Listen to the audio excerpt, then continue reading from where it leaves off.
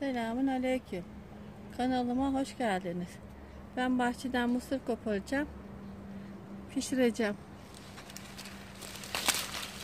Onu göstereceğim size.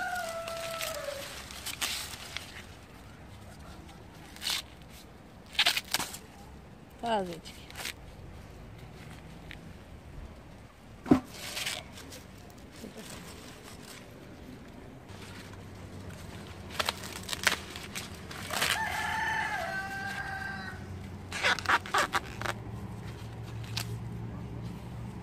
Ben mısırlarımı koparmaya devam ediyorum.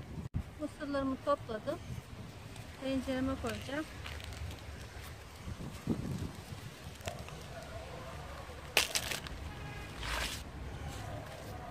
Mısırların iç yapraklarını tenceremin dibine sıralayacağım.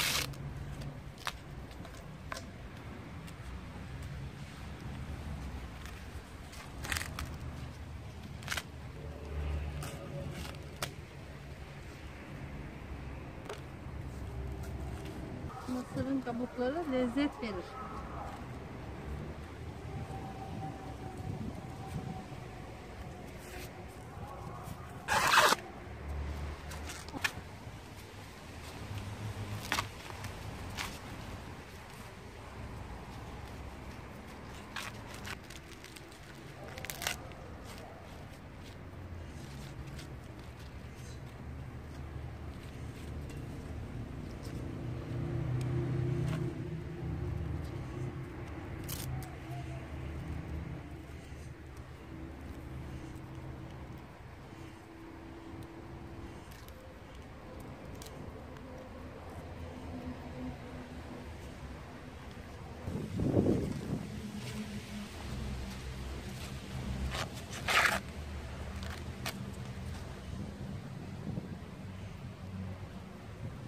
Mısırlar su gibi taze.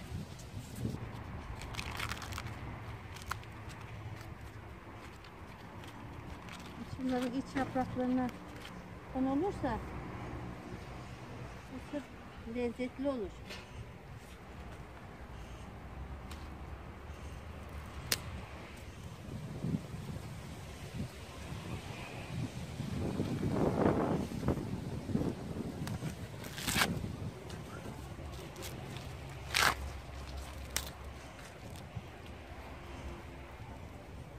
Püsküllerini ayıklayınca daha iyi olur.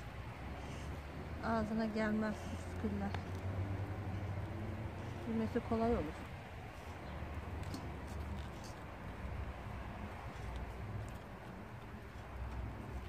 Mısırları ayıklamaya devam ediyorum. Koyduktan sonra size göstereceğim. Bunu koyuyorum. Soyup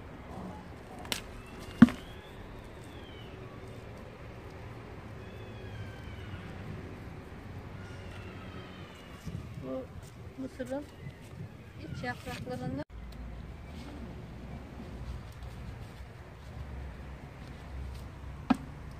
bunları şimdi iç yapraklarını kopardım. Üstünü örteceğim. Böyle olursa mısır çok lezzetli olur. Mısırı tutup yemesi iyi olur. Elin yanmaz hem de lezzet verir bu mısır kabukları.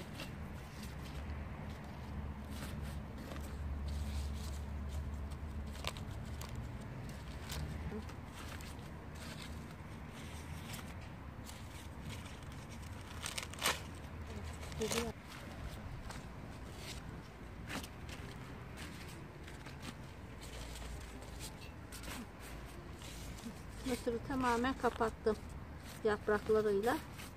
Suyunu da koyacağım.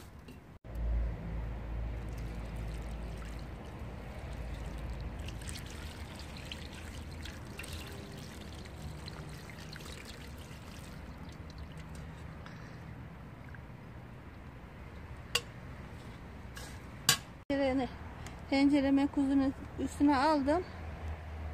Suyunu ilave ediyorum.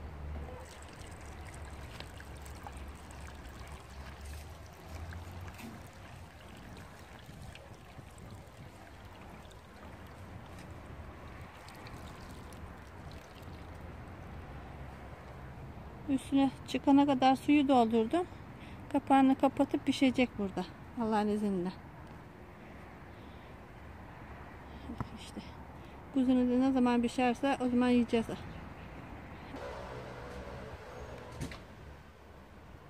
Pişmesi için odunları atıyorum. Üzerine de çok güzel olur, mis gibi olur.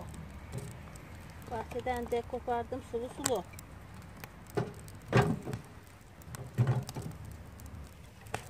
Hormonsuz mısır, köy mısırı bunlar.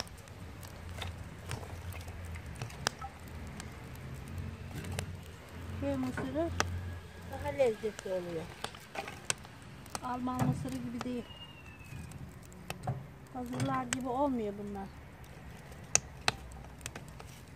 Bir de bahçeden kopartıp koyduğumu hemen suyu çekilmiyor. Pişmeye devam edecek. Oh, oh.